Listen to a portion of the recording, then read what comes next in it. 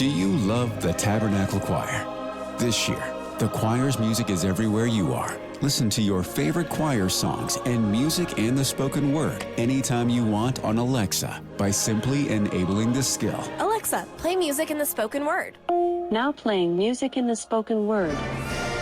You can also download the Tabernacle Choir app, subscribe to the choir on YouTube, listen on Spotify, and have access to all their wonderful music. Happy listening. LeBron is out in L.A., which might free up more money, which is why this whole Walker Kessler thing is getting a little more interesting for Jazz fans. But what is LeBron's legacy with the Lakers? Coming up at 9 o'clock, we'll talk with Larry Laker about this, and then you'll find out how bitter one Laker fan can get. I think it's ho-hum. Good, but not great? Not even good. The standard for the Lakers and the Celtics is so high. Much higher than any other franchise, even the Knicks. Tyler says he's a top 10 Laker. He brought a championship and brought him back to relevance. But Tavita dismisses the title. It was a made-up COVID tournament championship in Disney World. You know, everyone was playing by the same rule, but it was funky. It was definitely funky. It just doesn't count as much. But I mean... But it does because people say he has 4 titles. And all that stuff gets lost in the details. Bonds has whatever amount of home runs he has, but he doesn't. I don't feel like LeBron gets devalued like Bonds. Maybe I'm wrong. Maybe Nevertheless, but that's the example. It's not a literal comparison, but it's still a form of comparison. I totally disagree with this. Izzy says statue outside and top 3 Laker of all time. His ability, yes, but not as a Laker. Right. He's not a top 3 Laker. If you want to go top NBA player of all time, she shoots into the stratosphere because he's LeBron. I don't think he's the GOAT, but he's very close. But as a top Laker of all time, I would say Shaq, Kareem, Magic, and Kareem, Shaq, and Kobe for sure in front of him. That's 4. And then you could say Jerry West. Oh, I think most people put Jerry West at 5. George Mikan. Going way back. Minneapolis, baby. I mean, you stop that. How about Wilt? I would say Wilt, no. Elgin Baylor. Didn't win a title, so maybe not. So we're arguing somewhere around 6, 7, 8, 9. He's not in the top 5, but he's in the next 5. Worthy? I think Worthy is someone that was recognized and has stayed in the community. He does TV. What Mike Smith does here for us. Yep. So, yeah. And he's willing to say stuff. Mike Smith is too, for that matter. But James will be critical of the team. He will. If he doesn't like what he's seeing, he'll say that. Right. And partly that's the Lakers' fault. And I think this is where LeBron gets what do you mean it's the Lakers' fault? Well, they ran out terrible teams for a long time, and they had him on TV. What was he supposed to say? Well, yeah. Come on. They had a run of missing the playoffs that was stunning. Yeah, but, I mean, he's not – you're not going to crack on a player who isn't good enough for not being good enough. It's more than that. Okay, and if I watched more of their broadcasts, I would probably pick up on that. You're right. Yeah. There are times where – they should have been better even when they were good. I mean, I can't criticize Marcus Smart for not shooting like Steph Curry. But if he makes a boneheaded play, a boneheaded turnover, gets beat when he shouldn't, right? That's what our broadcasters have had to do the last few years. You can't go on and just crack on these guys for losing game after game when they're trying. Yeah, and some of these kids are just not good enough against who they're going against. You got to find the bright spots and the positives. We all understand that. I do think for the people who want to crack on LeBron, the fact that they had their 6 straight years, they were running through 3 different coaches, and I think if you go back even further, it was like 5 and 7 years, and he elevated them back to relevance. It doesn't matter, though. Not enough because they're the Lakers. See, the thing about that is those guys, you got the Tommy Lasorda, cut me open, what do I bleed? Dodger blue. Right. Heard that quote a million times. Cut open Kobe, what did he bleed?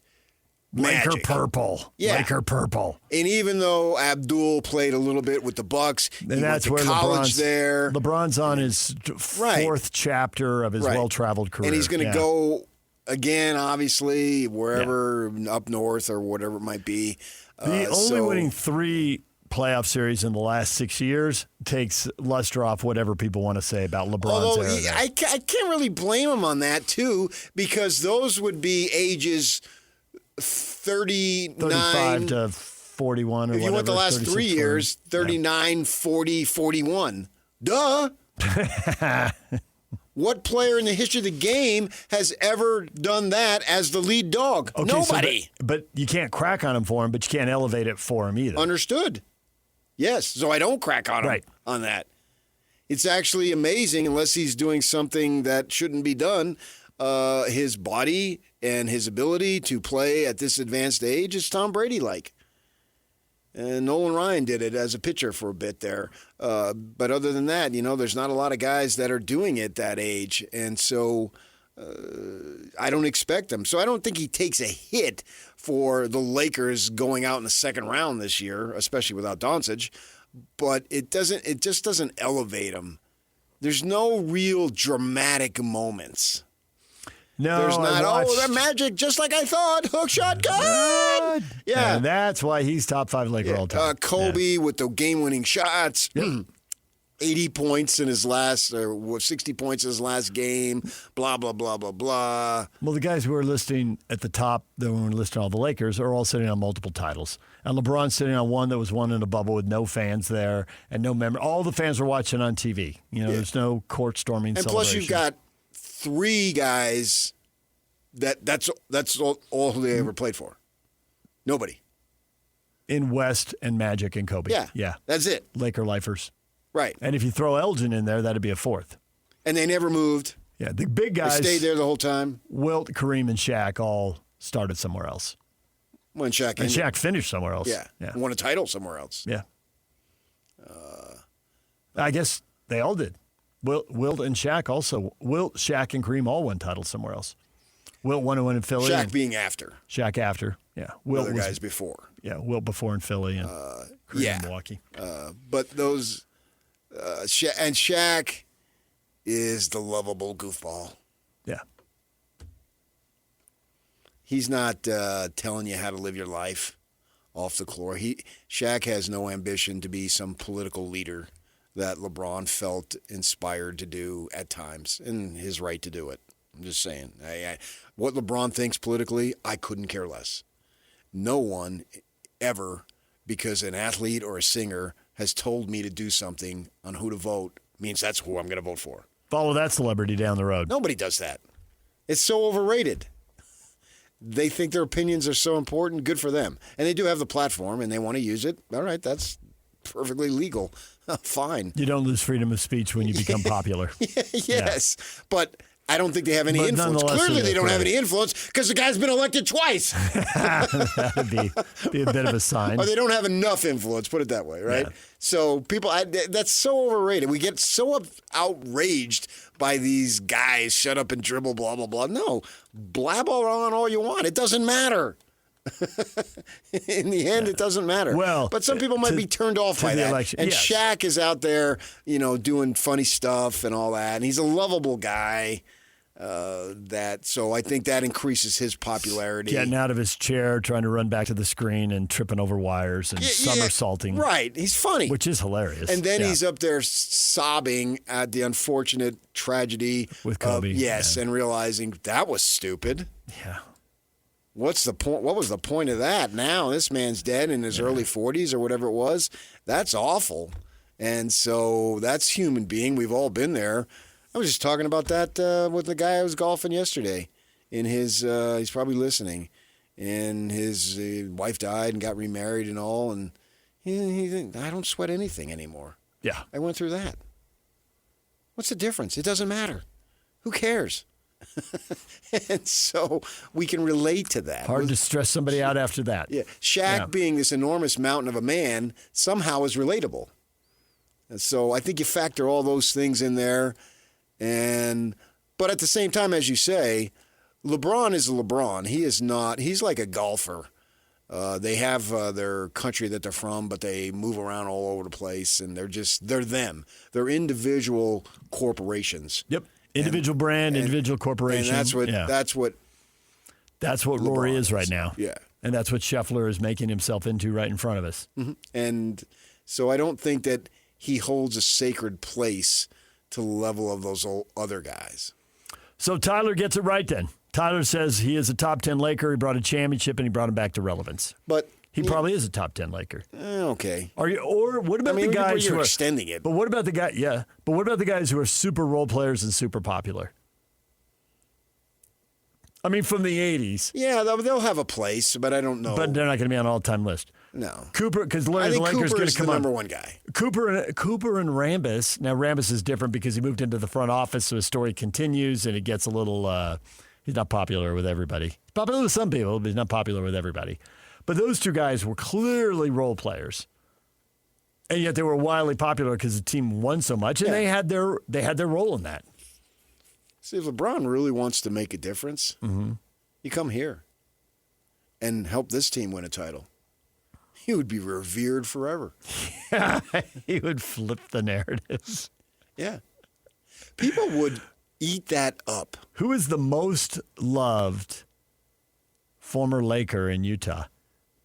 Is it Ron Boone? Because he played for the Lakers. Kobe. Do you think Jazz fans love Kobe? I think they all came around in the end. I think Kobe is respected for a phenomenal competitor. And you hated him while he was playing, and then the death. It's hard to go. It's hard to go hard at it, given. I hate that guy. Yeah. He's dead. Yeah. And he died young in tragic circumstances. Advocating in a helicopter for girls' youth basketball. Literally on his way to a girls' basketball event. I don't know if it was a practice or a game or a tourney or whatever. It was a game. It was a Sunday morning. But that's why his daughter was with him. And, and that's why the other people were there too. Common people. Right. Teammates, parents of teammates. Yes. And he was helping girls' youth sports. Who doesn't get behind that? Right. Everybody does. Right. That's a good place to invest your time. Yes. Yeah. For sure. Even if it were boys' youth, it would have been cool. But girls makes it slightly more important, particularly females and body image and all the stuff that they have to deal with. And we all support that. Everybody supports that. So it's hard to you can't crack on that. And he was the ultimate competitor. You have to acknowledge that. And he was a jerk at times, and Jordan was a jerk at times, but they were the ultimate competitors. What are you going to do there? I mean, don't tend to get one without the other. Yeah, really. I mean, you go back to Jerry West. Yeah, those guys. Yeah. I mean, and West talking about it later. And he's talking about. I can still remember him doing an interview. It was a national thing, and he's like, "I'm in the point in my life where I'm giving back." And it was just this. The whole tone of the interview was, it was. I was totally about me, maybe to a detriment, at one point in my life, and I got to make sure that at this point in my life, I'm the complete opposite. Kenny Dillingham has been pushing this Sun Devil for life. Mm-hmm. He's trying to make it something special. You know what I mean? Yeah, I do. The guy's a walking PR genius. He really is. He really. I mean, he's working hard at it. And in an era when a lot of people are going away from it, he's leaning into it. And so, which, given the fact they don't have the money, he should. Right, Sun Devil for life. Be in this community, and you'll be able to make money afterward. You'll be remembered. You'll be a star. And the Utes did it with the hometown hero billboards and all that. And you should do that. Take advantage of what you have available to you. And Kobe and Magic and West, Laker for life. Well, LeBron isn't. Well, Marvin says he ruined being a Laker fan for me. He's not a Laker. That is a remarkably small market attitude in a massive market.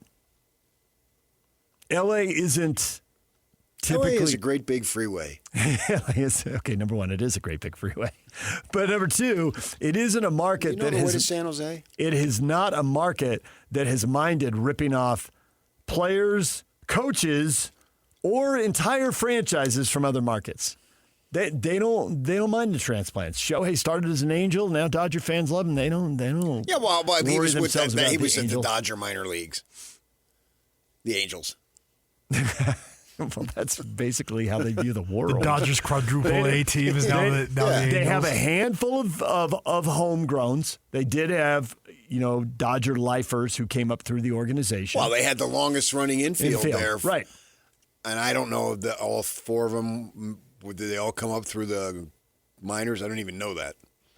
I don't know. Maybe. Well, Garvey's saying Russell did. The one I don't know is Lopes, because I've seen the pictures in Ogden of three of them with Lasorda when he managed 4 years or whatever it was before they all went to the bigs. And Lasorda was a base coach before he was a manager. But that was a different era. It was. But Stafford is a longtime Detroit Lion. They don't care. That was a cool Super Bowl. You can go through every sport. Gretzky, they embraced him. He was an Edmonton Oiler. If you're traded there, that is different. And some of these guys had only been on one team. I guess Wilt had been on two. But LA just doesn't typically concern itself with that. I think Marvin's going against the tide here, which is fine. That makes the world go round. But great, you're comparing the ultimate, and he doesn't measure up to the ultimate because there wasn't that commitment. He can't be Magic playing his whole career there, and he can't be Kobe. The longer you go away from it, the more we as fans romanticize it. We forget the bumps along the way. Just remember the good times. He was a Laker. Yeah. And he was one of us. And that was my childhood. That was when life was carefree. I didn't know it was carefree, but now I know it was carefree. Yeah. And so you romanticize it, and it becomes bigger. I play with a guy in my golf league. He's 79 years old, and he grew up in Boston. And so he'll ask you, "Your pa?" And for 57 years, he was a golf pro. He had the same putter. He was telling me yesterday. He used the same putter for 57 years. Wow. Well, I haven't even golfed 57 years, and it was the same putter. And I said to him, "Why every time that you talk do I think of an episode of Cheers?" He's thick Boston accent, right? And he's telling me about the 61 All-Star game. He's sitting in the front row in the center field bleachers in the right center in Fenway. Mm-hmm. And they started Mays, Aaron, Clemente. Wow. And I'm like, give me more. I know. This is awesome. I look at All-Star games now, and it just, yeah. And I'm, obviously I'm not watching the 61 All-Star game, and he's reciting it. And it's all Hall of Famers. It's all legends. Yeah. And it's like, oh, wow, what it must have been to sit there and watch those guys, Bay, Mays, Aaron, Clemente, in their prime. Oh, I wish I was there.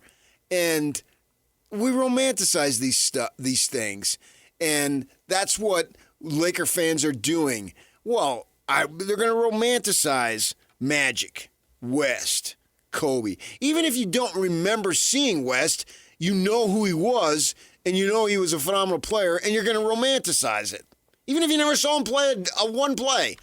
And LeBron, and especially, it's hard to romanticize LeBron because we don't romanticize the things that are right now.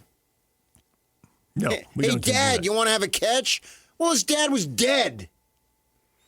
And he came back. You remember that movie? I do. Field of Dreams. And they're going back there this year. That's like... Why doesn't baseball go there once every year? What's that deal with the Saturday night skit with... who's the down by the river guy, the fat guy? John Candy. No, not Candy, the other guy. Chris Farley. Yeah, and he's got McCartney. Do you remember that time when you were with the Beatles? Yeah, I do. Yeah. It's funny as all get out, right? That was awesome. Of course he does. Chris Farley will never. When he did that interview character, the time he did it with Jordan and the time he did it with McCartney were just the best. Yeah. But hilarious. Saturday Night Live now, that show sucks. I agree. Right. But in 10 years, this will be a great era, and that'll suck. Right. That's the romanticism of life that we do. We pretend like these golden generations, like they never did a skit that was, B-. Right. Come on. Sure they did. Of course they did. We just think they were all A+. It was all. Oh, yeah. I even go back to Tina Fey and what's the Parks and Rec chick, the blonde gal, and Tina Amy Fey. Poehler. Yeah, and they're doing that thing of Sarah Palin. It was hilarious. Yeah. I was laughing Sarah my- Palin and Hillary Clinton. Yeah. It was super Amy did funny. Hillary, And that's not that far ago. So you don't even have to go back. But you always want to go back. In order to romanticize, you got to go back. And I think that's what Laker fans will do with LeBron. And it will take you back to a time. And even if you had a bunch of crap you were dealing with, oh, that was the best time. Because you remember the good time. Of course, if you're like me, it's different. But the rest of the people, they remember the good times. The rest of the people who are wired right. Yeah, exactly. Playing mobile games and not getting rewarded for it is a thing of the past. Why haven't you switched yet? If you're going to spend the time playing, you should be earning rewards doing it. With Misplay, you play what you love and earn points for gift cards and more. Plus, you can enter the Missed Play sweepstakes for your chance to win tens of thousands of dollars in cash, bundles, and gift cards every week.